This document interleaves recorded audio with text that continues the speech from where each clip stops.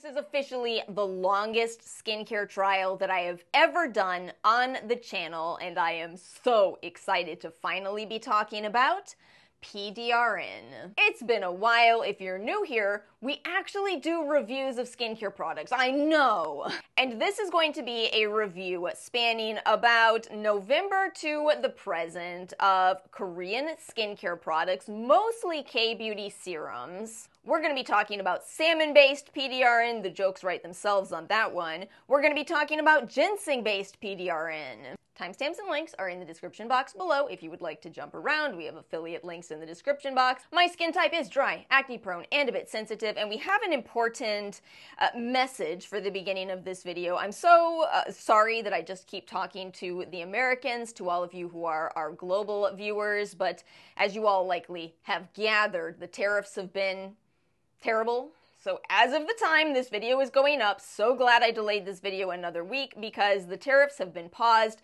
for 90 days. Who knows what happens after that? So if it is between April and July when you are watching this, if you're interested in any of these products, I recommend you purchase them through, in order, number 1, Joelcy, number 2, Style Korean, number 3, Olive Young, and that's just simply because of the pricing. Of course, check to see who actually has the best deals. Best deals, best samples, yada yada. If you're in many other countries, I recommend Yes Style and Style Vana. If you are an American, you are probably not going to want to buy from those companies, at least for the time being.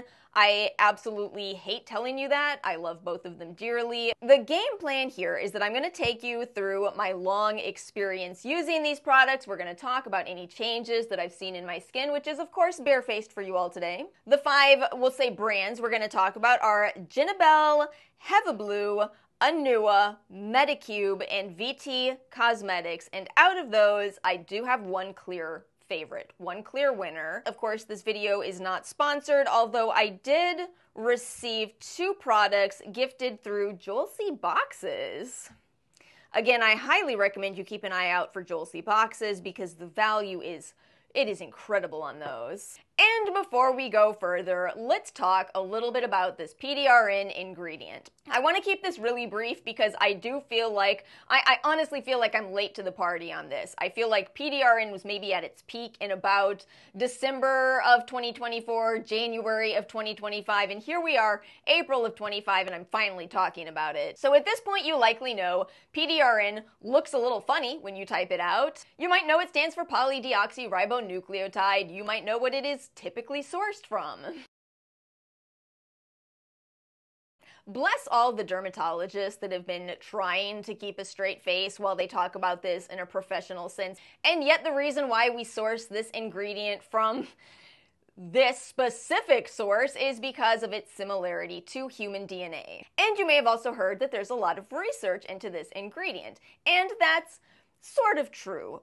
Put a pin in that. It is true that there's a lot of studies looking at PDRN that kind of infer all of these incredible benefits in terms of skin, in terms of anti-inflammatory effects, in terms of wound healing, in terms of a lot of things, actually. It might even be surprising to see anti-ulcer on the list. What are we talking about? What does that have to do with skincare? You have a pin there, remember? Now, ultimately, when we look at all of this data, we can, again, infer a lot in terms of human skin, in terms of things that kind of catch a lot of skincare enthusiasts' ears. Oh, in terms of anti-aging.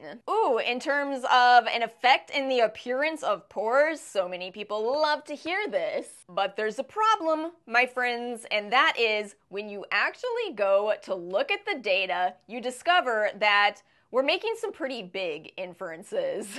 A lot of the research on PDRN is either in vitro or it is animal experiments. And the thing is, last time I checked at least, most of us are not rats. Some of us might be, it is difficult to say. And when you do start looking into what we actually have in human skin, it gets very wild. You have research into foot ulcers in diabetic patients. You have, oh no, not the researchers of knee osteoarthritis. So here's the thing, when you really get into it, if you are looking for, mind you, specifically peer-reviewed primary literature, meaning that it is published in journals, not something where companies have private data, we really do not have much. In fact, I would say the absolute best research that I found that probably does validate some use for wound healing specifically would be a study that was conducted way back in 2004. And saying study is still kind of a loose term here because the authors acknowledge this is a pilot study. But it does show something pretty promising. This is a skin graft study where they had 40 participants. They split them into a control group and a group receiving both this disinfectant in their gauze as well as this PDRN ingredient. Essentially, the participants saw improvement in half the time as the control group. Not only that, they had a lot less pain, and they had 0 infections compared to 9 infections in the control group. I mean, that sounds pretty good. Total side note, as I was making these images, I went over to Google image search for this, and you know I had my safe search on. So my safe search said, we're not showing you these skin graft images. It's so funny how sometimes the internet says, oh, we're gonna censor this, but have you ever noticed that life doesn't censor that? Anyway, that's just sorry, don't mind me. Whee! Is that the sound fishing makes? I think that's a train. So that's it. Were you looking for a study with 600 participants where they looked at anti-aging effects in human skin over the course of 6 months? Good luck, babe. That doesn't exist. This is why researchers are saying things like, we don't actually have a lot of data on PDRN, because the bottom line is, in terms of anti-aging benefits, in terms of topical application for skin, we don't have a lot of data. So now to get into actual product reviews, let me tell you where it all started. When I first started hearing about PDRN, I did look into it and I did see that there was, not a lot of data, and I really didn't feel the need to start using this ingredient. But then again, Joelsie sent me the Genabelle serum. This is called the PDRN Vita Toning Ampoule, and I have to be honest with you, I didn't go into this with high expectations. I did appreciate the transparency from Genabelle. Sometimes people get funny about this. They say 10,000 parts per million. Why don't they just be more honest and tell you the percentage? The company did the conversion for you, just in case there is any confusion. It's not a lot of those vitamin-based ingredients, but it still is some of my favorites. The capsules in this burst open pretty easily. It's nice and easy to use, not sticky on the skin, and I did feel like my skin was overall brightening. Now, mind you, that's an effect that could be attributed to the vitamin ingredients in here. So I found myself thinking, well, can I really draw a lot of conclusions on this PDRN ingredient from this product? And that's how we ended up here today. See, in science, there's something called a confounding variable. Those are variables that affect your experimental variable. I'll break it down further. So PDRN is the ingredient that we want to know, does it work? Does it help with wound healing? Does it help with anti-aging? But you have these beneficial vitamin ingredients in this serum, and then on the other hand, you also have some fragrance in this, and of course, some people react to fragrance. I react to fragrance sometimes. I don't feel like I did with this. In fact, I don't feel like it's a very strong fragrance at all. I don't have the strongest nose, but I really don't smell much at all in this product. I mean, let's be honest yet again. A lot of us are tired of niacinamide, but it appears pretty high up in the ingredients list on this product because it's a good ingredient. So basically, this is what started it all for me. In the end, I'm going to tell you, I still like this. I still think this is a great option for those of you that are comfortable using fragrance.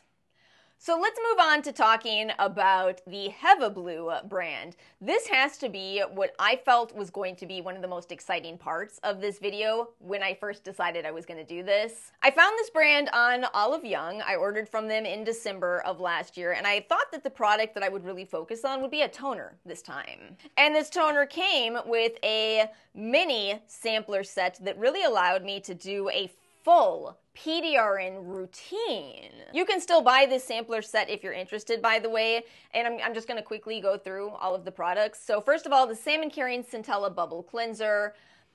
Remember how I said we don't have a lot of data? I wouldn't put my money or my effort into a PDRN-based cleanser because it is my suspicion, can't prove it, we don't have enough data, but it is my suspicion that this is probably just going to be in your cleanser and you're gonna wash it right off.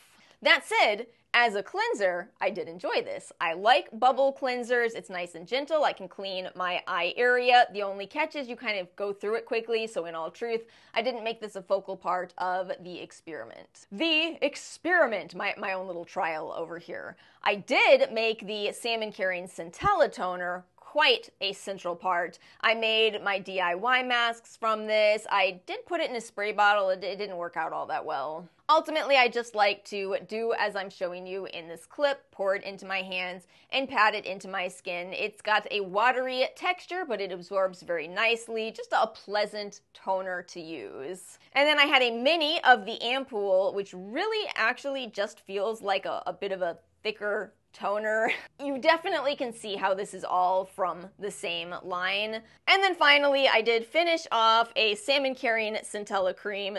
You can tell I liked it because I actually did this with it. This is a very, very nice moisturizer. They got that perfect texture where it truly is a cream, but it's not a heavy cream.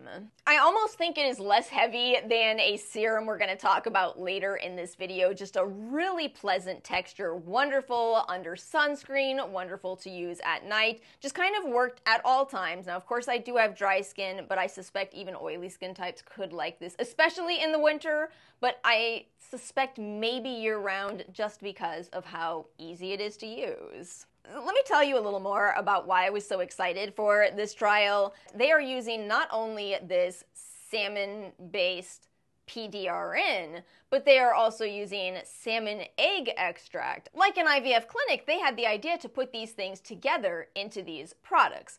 And interesting, but does it actually do anything? I have a little bit of a problem with telling you about my results with this entire routine.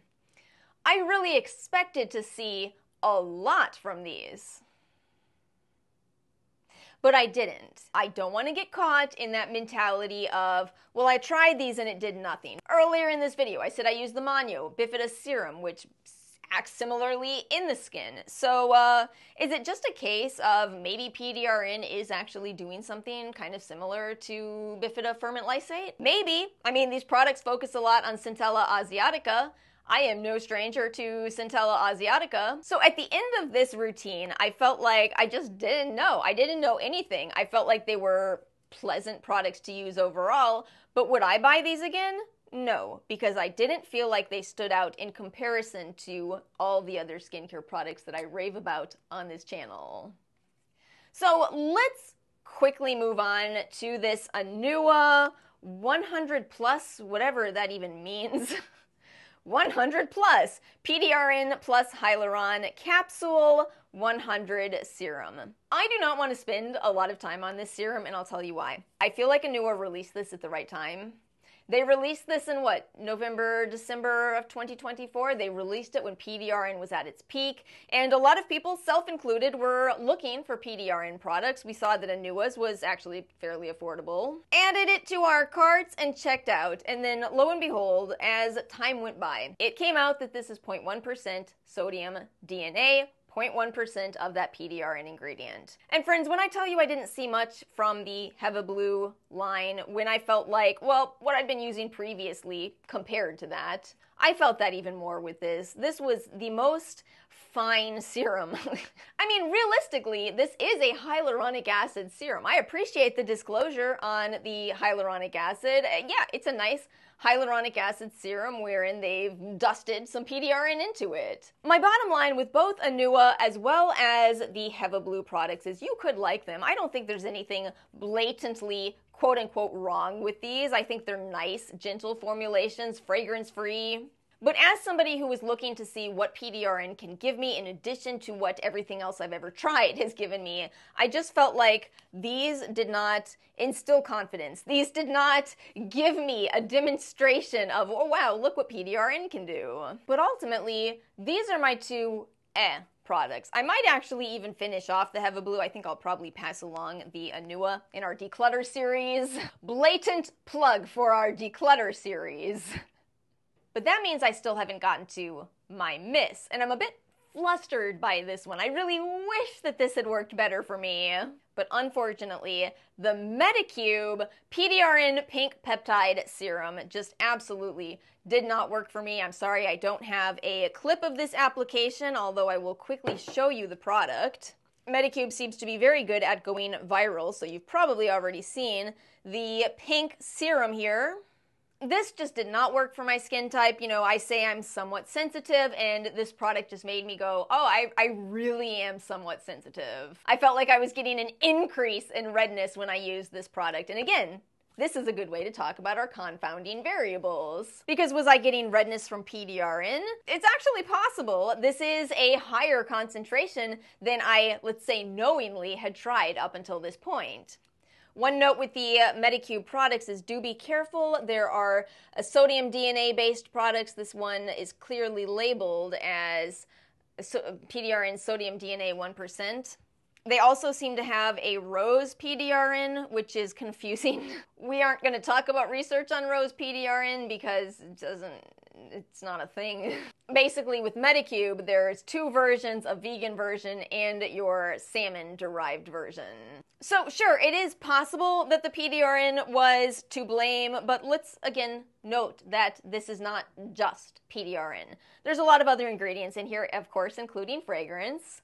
And when it comes to fragrance, sometimes it irritates my skin. I have very specific essential oil irritation that could easily be hidden underneath this word fragrance, right? The fragrance loophole. It could also be the very vitamin B12 ingredient that is making this a pink serum. Do you remember when The Ordinary released a pink serum? I made a whole video on how I reacted to that, and while most people really liked that serum, that video, being a video about my reaction, has a lot of comments of people saying they had the same experience. So for me, this is a no. I'm sure that it will work for some amount of people, but it was sadly a no-go for me. Can we do a quick recap up until this point, because things are about to change from this point of the video onward. So remember that I got the Genabelle serum, tried all these other kinds, and what's my favorite at this point? Still the Genabelle serum. Then something happened. I actually wasn't really planning on trying the VT Cosmetics ginseng-based PDRN. I was going to talk about it, but I wasn't really feeling like trying it. But again, it was in that Joltsy box because, as far as I understand, it's actually been quite a popular product. Wait a minute. How much research do we have on ginseng-based PDRN? Is it less than we have on salmon-based PDRN? Yes. But we certainly do have a study on it, and it's quite a thorough study. It's quite an open access study if you want to go read it. It's quite a funded study. Oh, by the way, speaking of funded studies, we're all going to have to get a lot more used to those. So let me make sure to establish something as somebody who has had to do funded studies. Please know that funded studies that are published in journals are absolutely held to the same standards as all scientific studies. That's what that peer-reviewed part means. When a study is published in a journal and other scientists and other researchers and dermatologists, etc., read this, they can give feedback. So you can't just make up things that aren't true. You have to bring your science even in a funded study. What is true is that if your funded study doesn't go the way that your funding company wants it to, you don't have to publish it. I think it is a very good thing for researchers to publish studies that don't show any kind of effects, that basically don't show that so-and-so worked. But a company who is holding the money might say, don't publish that, all right? Okay, so let's talk about what this study did. This study was seeking a vegan alternative to salmon-based PDRN. Lots of people are vegans and don't want to use ingredients that are sourced from animals. And lots of people probably just are like, you know what? That sounds better. That sounds way better. What this study did show is that same activation of that adenosine A2A receptor, as well as other parameters showing the impact on wound healing. Now, I think that where things get tricky is that this is PDRN. And yet it seems like what a lot of people are getting kind of stuck on is that this PDRN from ginseng is just a little bit smaller. You know, I was looking this up on Reddit and I was actually quite shocked to see how much people have gotten into arguments over this ingredient. So let me just try to establish this from as scientific of a perspective as I can. And mind you, I called my scientist friends. I said, yo, I need you to tell me about your thoughts on this ginseng-based PDRN. And every single time we had to talk about salmon and sourcing, every time, y'all just, like human beings, y'all just can't seem to help it. You get stuck on that, don't you? And ultimately, the consensus is that this particular study looking at ginseng-based PDRN is actually pretty neat. It's pretty neat. It's pretty neat that they were able to source this PDRN from ginseng. It's pretty neat that they were able to show in vitro how this acts similarly to salmon-based PDRN. But is it the exact same as PDRN? No, it's still not. And yet, could you have similar benefits in your skin topically applying this ginseng-based PDRN as you could to salmon-based PDRN? Listen, I need you to understand that with the research that we have, the answer is maybe.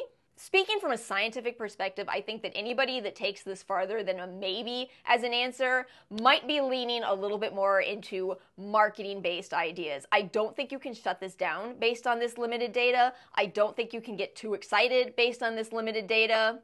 I think that once again, this proves something that is just comes up all the time when talking about skincare, and that is more peer-reviewed primary literature, more placebo-controlled, double-blind studies in human participants are needed. And until then, when you have this kind of study showing this A2A receptor activation, you end up in this position where you could say, oh, yeah, maybe this is good, but then also maybe the Mono bifidobiome is good because it also shows benefits in terms of cytokines. And then maybe something honey-based is good because this shows benefits in terms of wound healing.